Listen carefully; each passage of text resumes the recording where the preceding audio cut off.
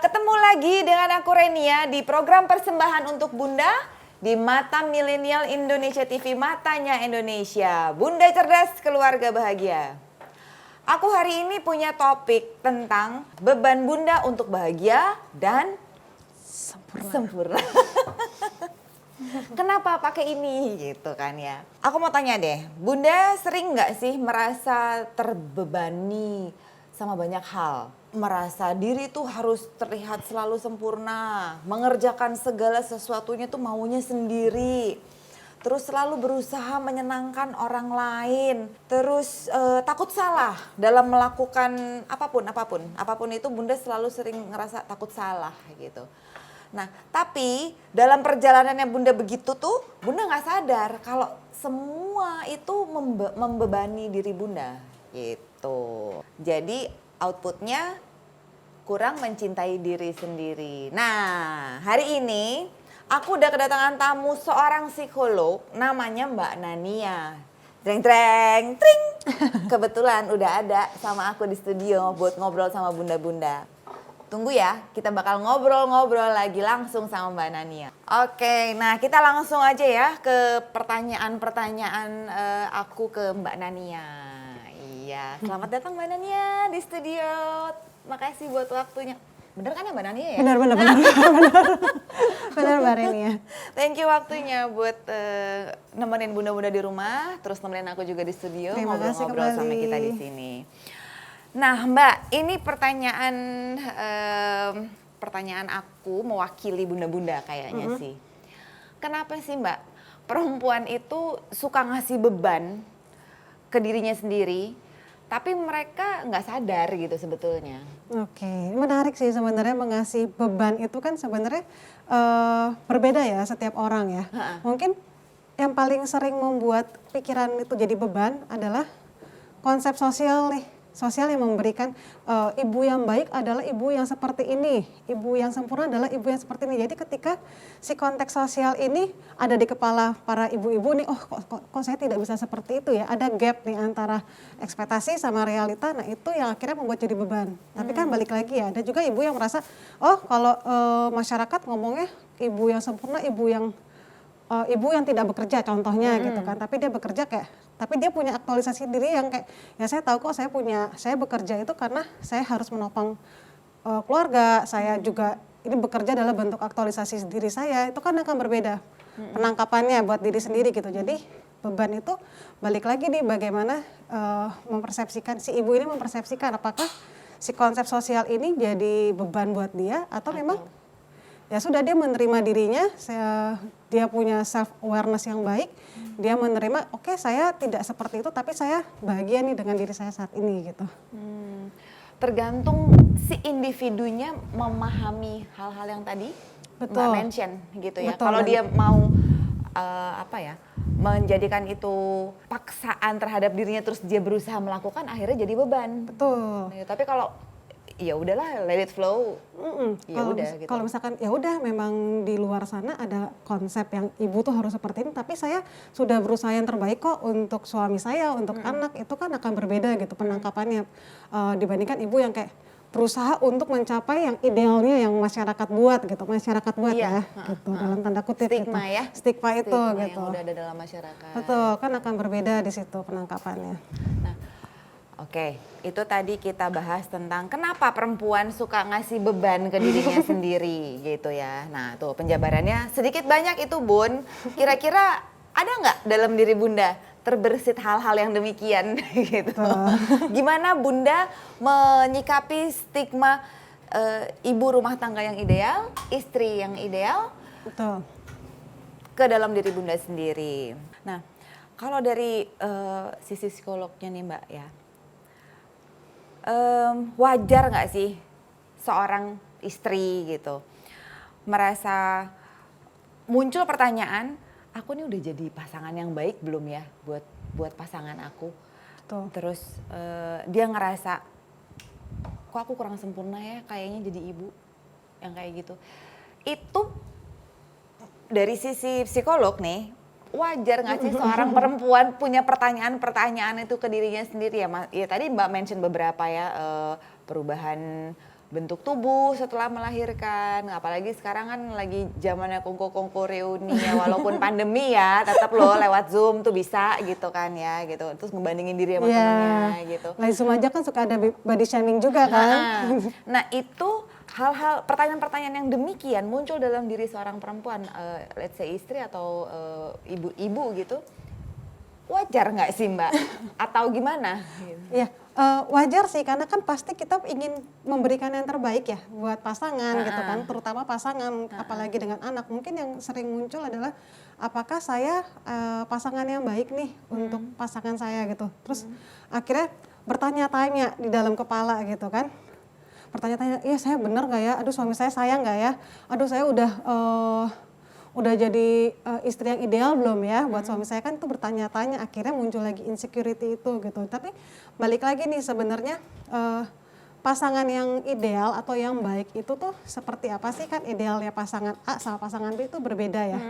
Jadi kita balik lagi sih kalau ketika ngomongin apakah saya pasangan yang baik untuk pasangan saya, tapi pertanyaan itu mungkin dimulai dari apakah saya sudah baik untuk menilai diri saya dulu. Jadi balik lagi nih ke diri kita dulu nih, karena dalam sebuah pasangan gitu, jadi balik ngomong pasangan gitu ya kan, pasangan suami dan istri adalah sebuah tim, tim untuk membangun keluarga yang menuju kebaikan gitu, hal yang baik bersama-sama. Dan di dalam pasangan itu berarti kan kita sebenarnya punya visi yang sama. Nah itu yang harus dibicarakan dulu nih, dikomunikasikan bersama pasangan gitu. Jadi balik lagi nih, saya sudah mengenal diri saya sejauh mana sih?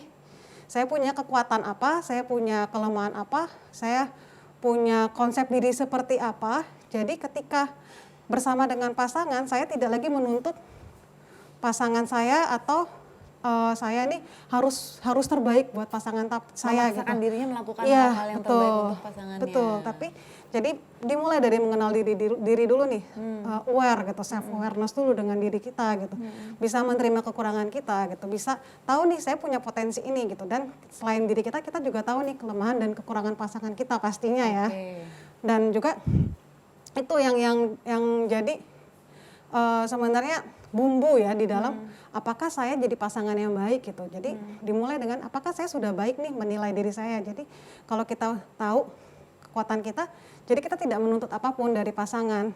Jadi karena kalau kita menuntut nih pasangan saya kok jadinya ini ya marah-marah nih, kok pasangan saya dia nggak senyum ya, nggak menyapa saya gitu kan, akhirnya tuh jadinya muncul insecurity itu gitu, karena kita jadinya punya konsep yang mungkin kita belum mengenal itu dalam pasangan kita gitu. Itu jadi sebenarnya kalau tadi pertanyaannya itu sih pasangan yang apakah saya pasangan yang baik, saya sih selalu memulai apakah saya sudah mengenal diri saya dengan baik gitu. Oke, seandainya ada bunda-bunda yang muncul dalam dirinya pertanyaan seperti ini gitu ya, jadi step yang harus Bunda sadari dulu adalah self awareness. Dia harus ngenalin dulu dirinya sendiri. Ya itu penting banget sih, karena terkadang tolak ukur dari situ ya. Betul, karena banyak orang yang tidak mengenal dirinya sendiri dengan cukup baik. Betul. Dan itu mengenal diri kan sebenarnya bukan hal yang mudah. Bener, ya. aku setuju. Bukan hal yang mudah gitu kan, banyak proses, banyak juga masukan dari pihak-pihak lain gitu. Akhirnya ketika kita tidak tahu, kita banyak terpengaruh gitu dari orang lain, termasuk dari pasangan. Akhirnya kita tidak menjadi diri kita. Akhirnya terbentuklah pribadi yang kayak, aduh pasangan saya ini harusnya seperti ini, harus seperti ini. Akhirnya bisa muncul konflik-konflik. Nah, nih Mbak, dulu nih Mbak kalau Mbak Nania pernah dengar ada kan ungkapan gini, lu tuh orangnya gimana sih kalau gitu? Ya nggak tahu, gue kan nggak bisa nilai diri gue sendiri, lo yang bisa nilai diri gue sendiri. Nah, itu dari dulu tuh, kan kita sering banget tuh dengar hal seperti itu. Betul, berarti itu salah? Kalau salah atau enggak sih, enggak ya. Memang kan pada dasarnya ketika kita bisa aware dengan diri kita, gak cuma dari diri kita sendiri ya, pasti kan dari orang lain. Kita bisa mendengarkan orang lain tuh punya komentar apa sih, menilai apa sih gitu. Terhadap diri kita. Diri kita, terus kita juga bisa evaluasi nih, melakukan evaluasi diri gitu kan. Oke, saya nih kayaknya lemah terhadap hal-hal yang bikin sedih gitu kan, kayak lihat orang nangis saya tuh gampang terenyuh. Sebenarnya paling gampang adalah mengenali dengan kayak saya suka apa sih, makanan apa, saya suka melakukan apa sih. Terus saya suka kalau saya marah, saya lebih baik ngapain sih hal-hal seperti itu gitu. Jadi banyak hal sih dari evaluasi diri dulu nih. Terus kita bisa mendengarkan orang lain tuh punya komentar apa nih, menilai apa terhadap diri kita gitu. Iya benar. Cuman ya itu tadi kayak tadi saya bilang, zaman angkatan saya dulu nih gitu, kebanyakan kita nggak kenal sama diri kita sendiri, tapi kita pasrah sama penilaian orang lain terhadap diri kita. Habis itu ya kita percaya aja gitu loh. Betul. Nah, makanya tadi Mbak bilang kan proses kita mengenali diri sendiri itu panjang dan susah gitu ya. Apalagi, nah seberapa persen nih kita harus percaya penilaian orang terhadap diri kita, terus itu kita jadiin apa ya, kayak patokan nggak sih? Patokan ya mungkin ya. Kalau ngomongin persen, sebaiknya gitu loh. Gimana ya? Mungkin harus diimbangi gitu dengan apa yang memang kita punya value apa sih dalam diri kita. Jadi jangan terlalu banyak omongan orang, penilaian orang itu jadi patokan. Tapi mungkin kalau misalkan penilaian orang nih dari 100 teman kita, 100 ngomongin hal sama tentang kita, mungkin bisa jadi itu benar. Tapi kalau 100 tapi kayak cuman 40-nya doang nih, 60-nya enggak, lo nggak kayak gini, berarti kan belum tentu. Nah itu kan berarti kita harus make sure lagi nih, harus lihat lagi. Jadi sebenarnya saya kayak gimana ya, di reevaluasi lagi gitu. Jadi kita harus menimbang-nimbang gitu. Tidak semuanya kita harus serap, kita dengar, kita langsung jadi nih, oh nih saya adalah orang yang seperti ini gitu. Terkait dengan omongan orang tadi gitu. Waduh, berarti ya itu tadi ya Bun ya. Kalau Bunda sampai merasa terancam, tidak nyaman atau tidak aman di lingkungan diri Bunda sendiri, cek dulu self awareness. Nah tadi saya udah kasih contoh, seandainya muncul pertanyaan tentang saya ini saya ini pasangan yang baik atau belum sih buat suami saya, aku udah sempurna belum sih jadi ibu, terus fisik aku setelah melahirkan gitu kan ya muncul. Ada itu sering banget Mbak, sering banget ya, jadi bahan curhatan perempuan. Betul. Itu sering banget. Nah sama terakhir, barusan aja kita bahas, terlalu peduli dengan ucapan orang. Betul. Nah, betul. Kasih dong Mbak Nania tips supaya bunda-bunda di rumah nih nggak tinggi banget angka insecurity terhadap diri sendiri. Oke, karena gimana ya, umumnya gitu ya kalau kita lihat kita tuh merasa secure ketika kita bisa melakukan apa yang kita suka. Masyarakat bilang gitu, kayak masyarakat maksudnya dalam tanda kutip tuh konteks sosialnya gitu kan, kita bisa secure. Oh kalau misalkan itu adalah yang baik, berarti kita merasa secure kalau banyak orang yang bilang apa yang kita lakukan tuh benar gitu kan. Jadinya tuh muncul kayak tadi kan pertanyaannya adalah terlalu peduli dengan omongan orang, karena jadi kita nggak tahu lagi nih sebenarnya kita mau ke arah mana, karena kita udah ngikut aja gitu kan. Kita sebenarnya mau ke arah Tebet gitu, tapi orang bilang enggak lah ke ini aja, ke Semanggi aja gitu. Akhirnya kan ke arah Semanggi, padahal sebenarnya kita mau ke Tebet gitu kan. Jadi terlalu banyak dengerin omongan orang. Tapi pada dasarnya yang perlu tips-tipsnya ya buat bunda gitu adalah menerima dan banyak terbuka dengan informasi itu bagus banget. Tapi menerima kalau memang tidak semua hal yang ada itu bisa kita kuasai gitu. Jadi ketika misalkan kita mengalami suatu kegagalan, terus kita kan ketika gagal, aduh saya nggak sesuai nih apa yang orang lain bilang gitu. Kita bisa menerima itu, kita belajar dari kegagalan itu.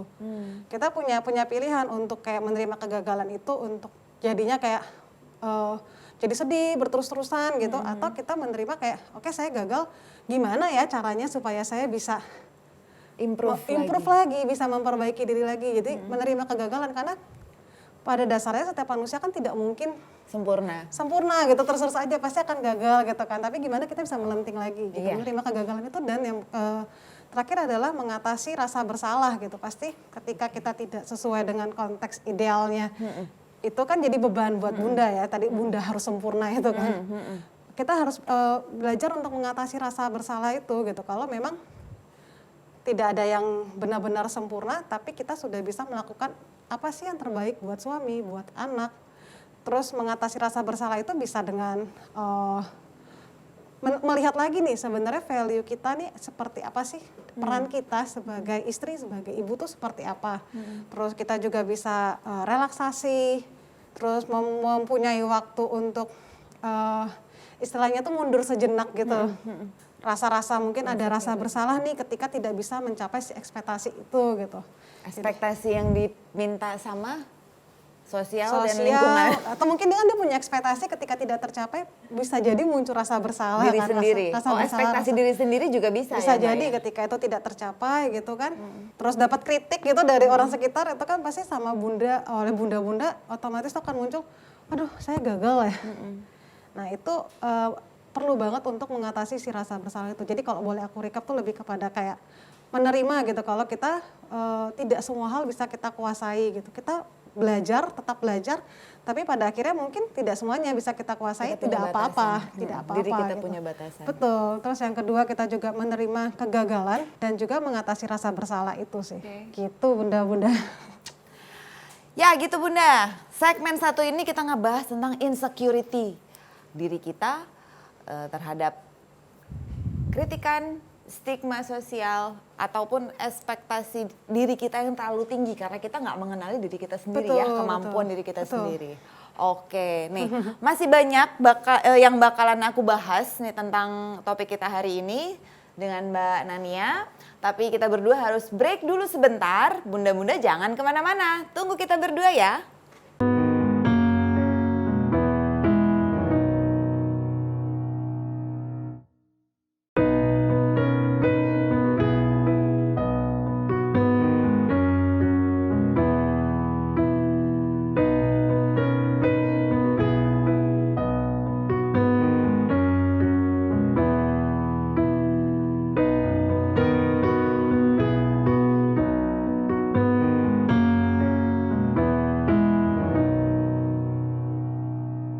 Iya, balik lagi dengan aku Renia dan masih dengan tamu aku di sini Mbak Nania. Kita masih ngobrol-ngobrol nih ya Mbak tentang beban bunda untuk bahagia dan sempurna. Ini nih artinya Harus di unquote, sempurna. tanda kutip nih Bun. Sempurnanya nih nggak yang gitu aja gitu kan.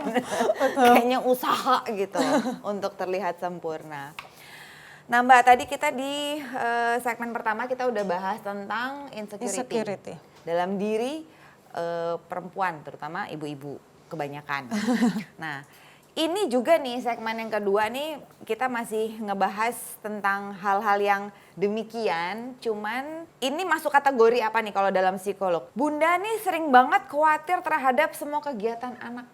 Terus yang akhirannya sering jadi apa ya? Slack sama anaknya sendiri, berantem akhirnya sama anaknya.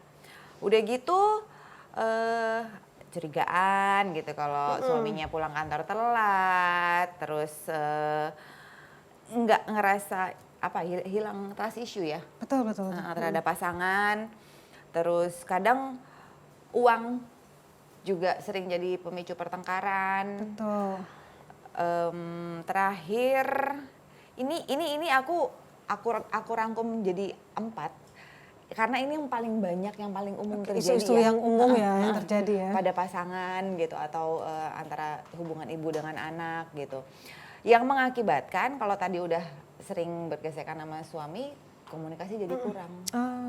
Ini nih masuk ke dalam kategori apa nih Mbak kalau di psikolog nih, pikiran hal-hal yang ini terjadi nih? Mungkin bisa tadi kan awal kita ngomongin insecurity gitu ya. Ada perasaan nggak aman, nggak nyaman yang akhirnya buat kita cemas. Akhirnya salah satunya adalah bentuknya overthinking gitu. Kita punya pemikiran yang terus-menerus muncul, tapi itu nggak ada ujungnya gitu. Yang jadinya ruwet, yang sebenarnya mungkin simple, A ke B aja, tapi itu jadinya ruwet nih. Overthinking kan. Nah kalau tadi kan Mbak Renia cerita yang awal tuh adalah khawatir sama anak ya tadi ya. Contohnya umpamanya si bunda nih punya pikir khawatir aja bawaannya sama anak gitu, telat pulang khawatir apa pokoknya jadi kisruh lah gitu begitu lihat anaknya di depan marah-marah aja bawaannya gitu. Benar. Karena nggak bisa dipungkiri ya sekarang itu kan banyak kasus-kasus yang cukup menyeramkan gitu ya. Pasti kan itu jadi membuat bunda tuh cemas, terus jadinya overthinking, nih anak saya belum pulang jam 2 harusnya pulang sekolah nih kok belum pulang, padahal anaknya lagi main bola gitu kan mungkin ya. Jadi overthinking kemana-mana, terus tiba-tiba marah, terus tanpa nanya dulu ngapain terus langsung marah nih, apalagi kalau sama anak yang udah masuk remaja itu, anak remaja kan pasti sudah punya dan tanda kutip dunia sendiri ya, udah punya pertemanan, dia berusaha untuk membentuk jati dirinya gitu kan. Terus jadi sering berantem. Karena mungkin ibunya overthinking, anaknya nih nggak pulang, jangan-jangan anak gua ini nih diculik atau apa, kan muncul ya karena banyak pemberitaan kayak gitu kan. Terus padahal anaknya sebenarnya main aja. Terus anaknya pulang ngerasa nggak salah. Betul. Lempeng.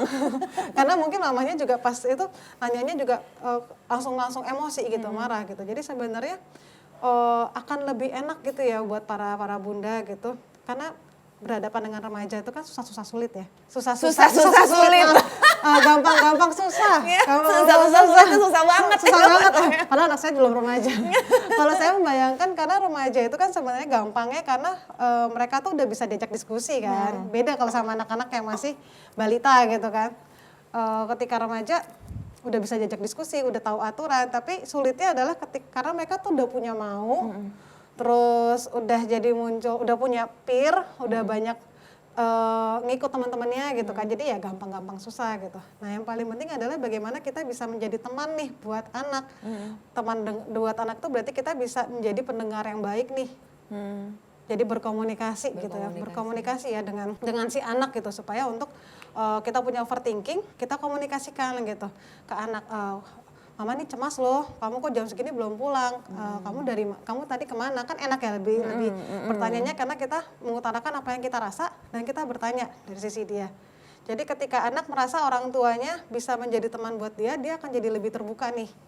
Ma, aku nanti pulang sekolah mau main ya sama si A.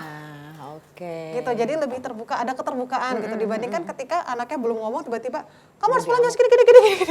Langsung panjang, langsung rentetan, anaknya jadi udah takut duluan nih untuk ngomong sama mamahnya atau sama ayahnya gitu. Jadi akan lebih enak gitu ya ketika kita bisa menjadi teman. Teman tuh dalam tanda kutip tuh jadi pendengar yang baik gitu buat teman, buat anak, dan apalagi jadi kalau sekarang tuh kayaknya sering terdengar tuh parenting layang-layang ya, tarik ulur gitu kan. Benar. Jadi ya udah nggak apa-apa, biarkan anak itu mengeksplor supaya kan dia belajar untuk mandiri, belajar untuk mengenal dunia di luar sana. Tapi ketika kita tahu nih, wah ini kayaknya anak saya udah mulai agak-agak perlu di kebablasan, tarik lagi gitu, diawasi lagi gitu. Tapi ketika kita tahu dia diulur lagi nih, ya udah coba deh dia ikut komunitas gitu. Tapi ketika kok pulangnya jadi makin malam ya, tarik lagi kayak gitu sih. Jadi itu yang perlu diimbangi gitu ya, ketika kita punya overthinking jangan dipendam aja nih overthinkingnya, dikomunikasikan gitu. Kita cari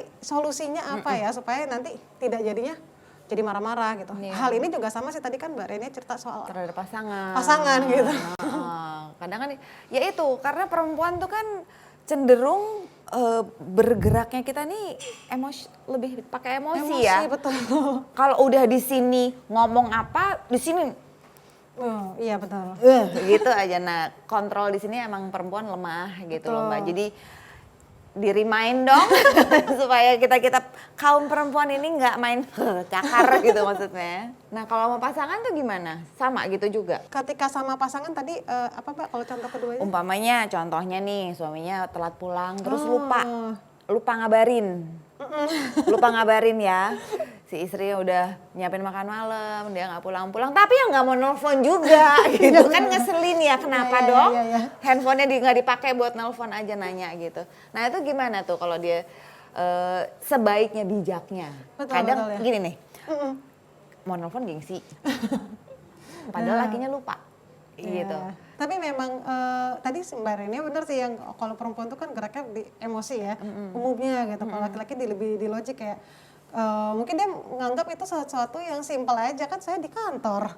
Iya, enteng aja gitu kan. Saya di kantor, kenapa harus marah-marah gitu kan. Padahal istrinya maunya jadinya overthinking nih, jangan kenapa sih dia kok nggak ngabarin kayak gitu. Jangan dia pergi main ini kayak gini-gini kamu yang muncul gitu. Jadi sama seperti kita dengan tadi yang saya bilang dengan anak, dengan pasangan pun kita perlu membuat komunikasi yang berkualitas gitu. Jadi karena trust itu tadi kan trust issue ya. Trust itu kan issue sebenarnya basic penting dalam hubungan gitu. Ketika itu sudah tidak ada, biasanya muncul tuh bumbu-bumbu masalah yang lain gitu. Jadi itu yang perlu dijaga. Gimana ngejaganya? Berkomunikasilah dengan pasangan. Berkomunikasinya kan sebenarnya gimana sih caranya? Nanya aja gitu kan. Sebenarnya dengan kita tahu nih sebenarnya bertanya ya, kita bertanya ketika kita lagi berpikiran tidak nyaman, kita tanya dengan suami. Kenapa tadi nggak nelfon? Jadi kita bisa mengkonfirmasi apa yang ada di kepala kita gitu. Tidak jadinya apa yang kita rasakan tidak terkonfirmasi, kita ikutin akhirnya muncul masalah-masalah yang lain gitu. Jadi memanfaatkan momen-momen mungkin tidak saat dia pulang karena kita masih emosi nih. Misalnya karena ketika kita emosi kita ngomong biasanya jadi berantem. Jadi berantem, betul. Jadi perlu untuk mungkin mundur dulu nih selangkah, kita menenangkan dulu. Ketika kita punya momen yang enak, kita punya momen yang nyaman untuk ngobrol. Nah itu kita bawa nih, kenapa sih kamu kalau pulang malam nggak ngasih tahu? Aku suka loh kalau kamu ngasih tahu, aku jadinya nggak cemas. Hal yang sama gitu. Jadi kita eye communication gitu ya. Jadi kita ngasih tahu apa yang kita rasa dan apa yang kita harapkan nih dari pasangan kita gitu. Demikian juga gitu. Jadi dan memanfaatkan momen-momen tuh ketika bersama-sama. Mungkin ketika di kantor 8 jam gak ketemu, terus malam-malam pillow talk gitu ya, ngobrol sehari itu ngapain, di kantor tuh ngapain, hari ini ada kejadian apa, hal-hal seperti itu bisa membangun sih trust tadi itu gitu antar pasangan gitu. Gitu. Jadi banyak hal sebenarnya yang bisa dilakukan dalam berkomunikasi gitu sih. Iya. Jadi Bun, intinya jangan emosi. Tadi Mbak Nania tuh ngajarin cara ngomong yang enak sama pasangan biar nggak jadinya berantem. Betul. Gitu ya Mbak. Tapi kalau memang ada bunda tiba-tiba gini nih nanyanya, tapi aku gengsi Mbak Nania. Itu gimana tuh Mbak? Ya DL, derita lo gitu. Sampai suruh gengsi gitu. Balik lagi kita lihat dampaknya sih. Dampak dari perempuan gengsi tuh gengsian loh. Dampak dari gengsinya itu. Kalau mau diterusin gengsinya itu sebenarnya dampaknya kemana sih?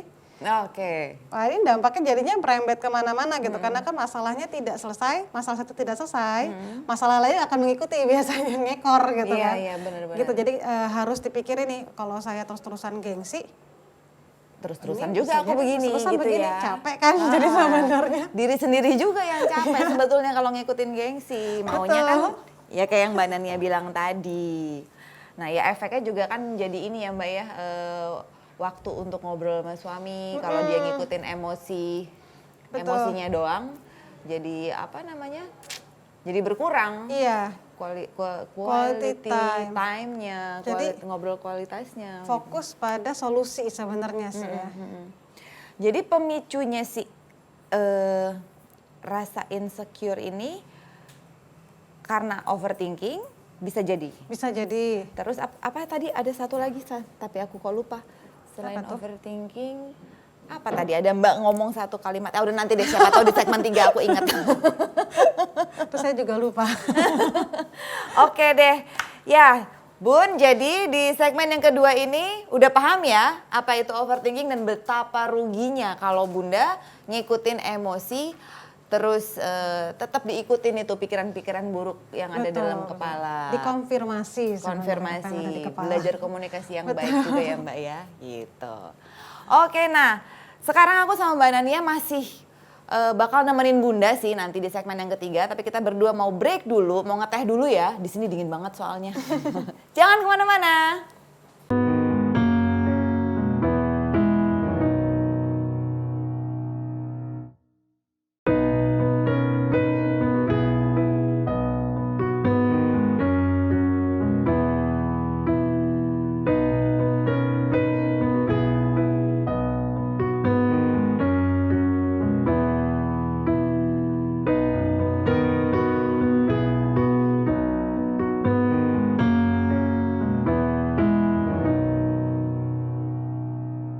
Hai bunda-bunda cantik, balik lagi aku Renia dengan tamuku Mbak Nania. Ya masih ngobrol tentang beban bunda untuk bahagia dan sempurna. Sedih ya Mbak, sempurnanya gini. Sempurna.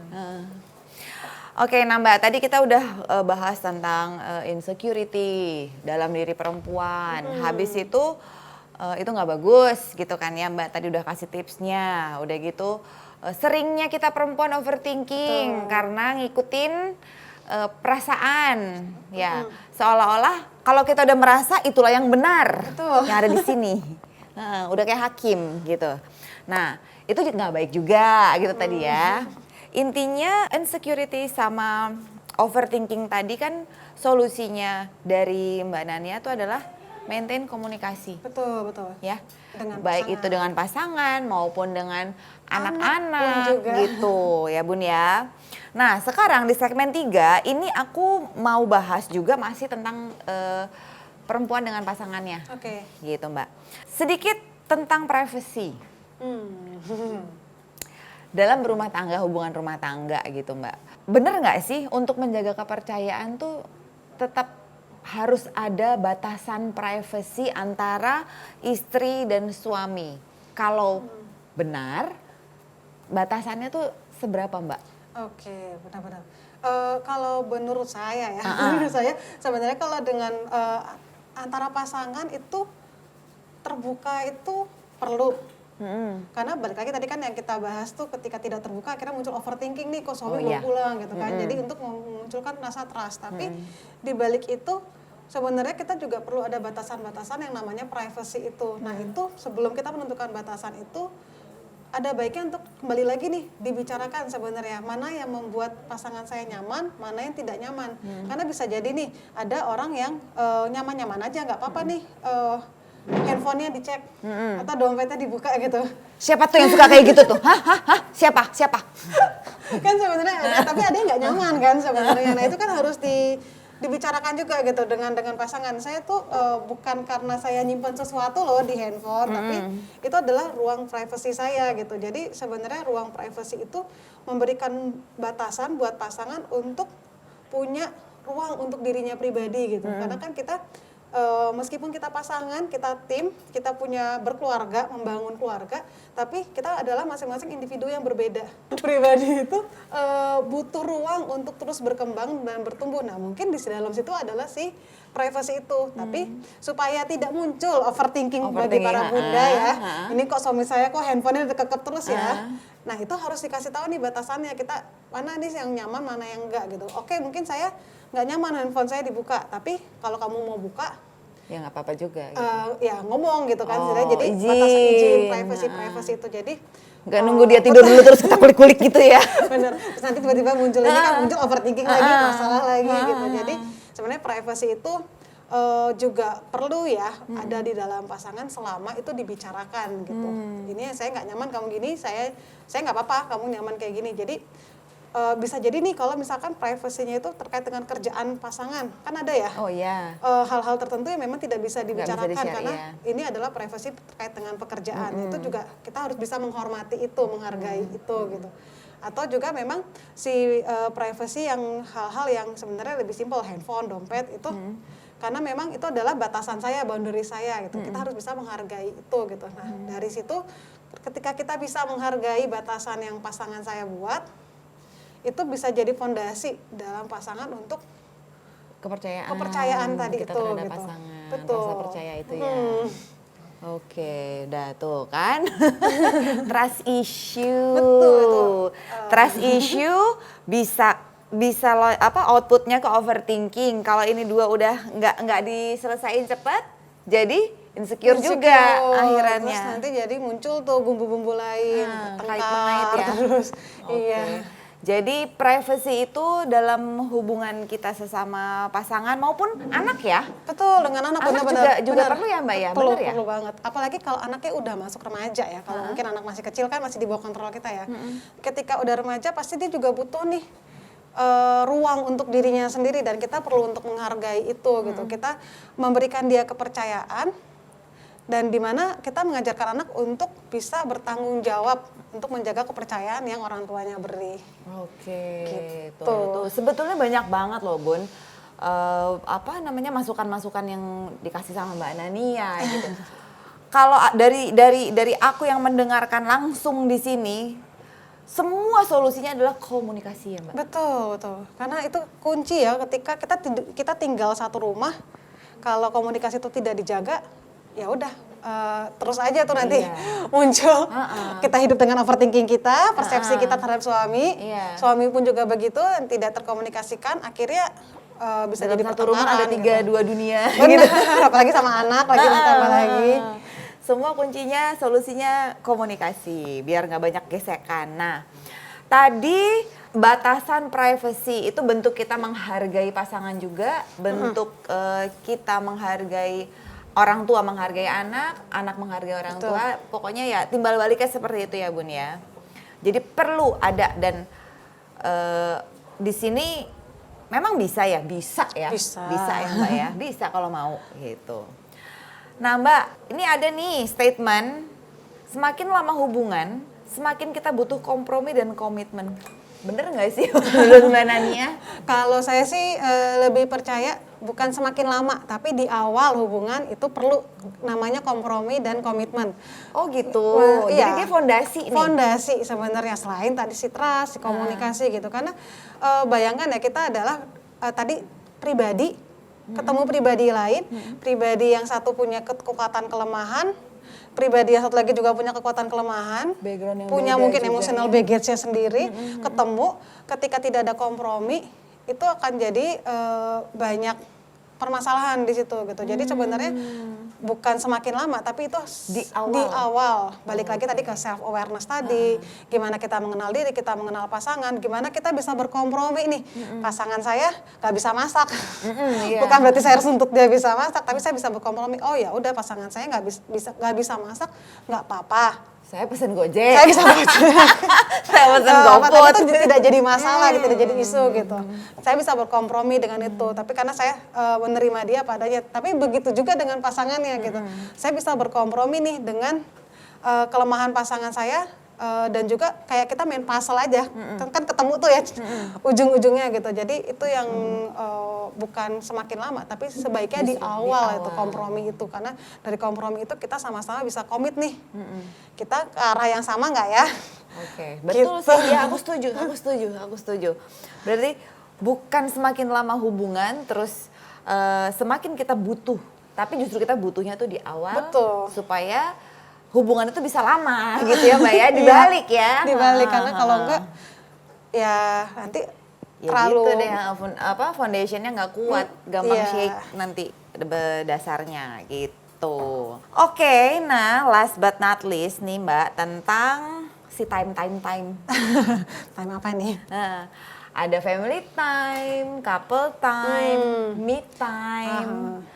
Nah, gimana kita seorang istri, ibu, ya kita perempuan deh Mbak, dalam rumah tangga gitu, bisa menyeimbangkan 3 time itu, tapi nggak terasa seperti kita melakukannya dipaksain gitu loh. Hari ini, oh ini me time ini, hari ini hari apa gitu. Iya, benar-benar. Itu gimana Mbak supaya 3-nya tuh bisa smooth jalan, ngalir gitu. Iya, benar-benar.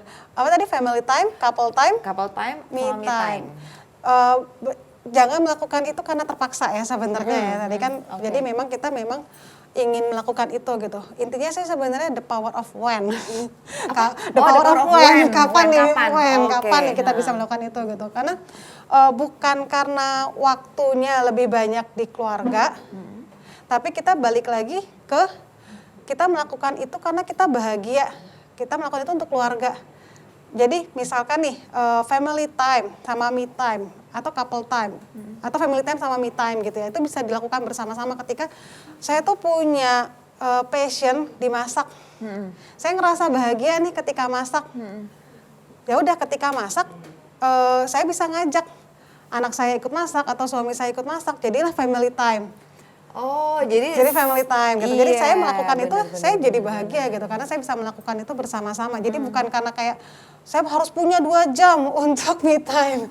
Saya harus punya berapa jam, tidak seperti mindsetnya, itu. Mindsetnya kebanyakan orang masih begitu. Kalau me time ya aku sendiri. Iya, karena kita kan harus balik lagi sebagai pribadi yang utuh ya, tidak bisa terkotak-kotakan. Saya istri, saya anak, saya istri, saya ibu, saya juga pribadi gitu, saya sebagai Nania gitu. Tapi kita harus melihat sebagai pribadi yang utuh, saya seorang istri dan juga ibu nih dari anak, dan saya juga Tapi pribadi. aku juga diriku. Ya, jadi itu tidak bisa terkotak-kotakan gitu. Jadi ketika kita menjalani itu dengan bahagia, itu pasti akan jadinya tuh ada family time, couple time, me time, tidak terkotak-kotakan pada jam-jam tertentu harus berapa jam, tapi itu membuat saya bahagia ketika saya melakukan itu gitu. Oke. Tapi perlu banget memang me time sih buat para bunda ya. Iya benar. Perlu banget untuk Iya, me time iya. karena Ya karena perannya banyak ya Mbak ya. Betul. Kita perempuan ini perannya banyak banget. Belum lagi di lingkungan sosial. Ya kan di luar rumah. Itu baru di rumah aja udah ibu, istri dan diri sendiri. diri sendiri. Ketambahan lagi ibu RT gitu umpamanya kan ya. Harus berperan lagi jadi ibu RT, ntar ngurusin pasangan berantem sementara kita ya belum kelar nih urusan gitu kan. Iya, oke, berarti me time itu perlu juga, nggak usah mungkin kalau misalkan nggak punya waktu panjang ya, kayak sibuk banget nih, tapi minimal kayak 10 menit atau 15 menit kita punya waktu nih untuk recharge diri nih, entah kayak ya relaksasi pernafasan atau mungkin meditasi ya kan, sekarang banyak ya aplikasi-aplikasi yang mempermudah gitu kan, atau sekedar melakukan apa yang kita suka gitu, membaca atau menonton, itu kita punya ruang untuk diri kita, istilahnya tuh kayak kalau lagi balapan tuh ada pit stopnya sedikit gitu, istirahat sebentar gitu supaya nanti bisa punya energi lagi untuk balik lagi ke aktivitasnya gitu. Iya. Untuk kosongin dulu cangkirnya, Betul. nanti diisi lagi. Tapi idenya sih bagus tadi. Aku orangnya suka masak, terus me time aku ya saat aku masak. Jadi family time kalau kita ngajak Suami atau anak masak bareng. masak bareng. Aku suka berkebun. Habis masak, anaknya kirimin dulu ke rumah nenek kakeknya. Habis itu couple time makannya berdua aja. Gitu. Dapat semua ya. Dapet Sekali semuanya. dayung 2-3 pulau terlampaui, luar biasa. Iya bunda-bunda, habis deh waktu ngobrol-ngobrol kita sama Mbak Nania. Jadi tadi kesimpulannya adalah Bunda, semua untuk segala pertanyaan yang tadi muncul ya Mbak ya, yang udah kita bahas nih, muncul dalam diri bunda-bunda, semua bisa terselesaikan dengan komunikasi yang baik. Betul, berkomunikasi dengan pasangan, dengan anak, tapi terlebih dahulu kita aware dulu, menilai dulu, kita kenal dulu diri kita dulu gitu. Oke, dan jangan takut menghadapi kritik. Tuh, Berdamai dengan apa tadi, kesalahan? berdamai dengan kegagalan, atasi rasa bersalah, terus menerima kalau tidak semuanya bisa kita kuasai gitu. Iya, kita punya batasan Bun, jadi nggak sempurna nggak apa-apa gitu. Bukan berarti Bunda gagal gitu ya, Betul. Mbak ya. Betul. Mbak Nania terima kasih. Sama-sama Mbak Renia. Buat waktu ngobrol-ngobrolnya, terus Sama-sama. udah bersedia juga mencerdaskan bunda-bunda cerdas di luar sana untuk menjadi bisa membuat perempuan-perempuan di luar sana jadi lebih punya karakter, lebih pede dan lebih berani. Sempurna nggak harus maksa Bun.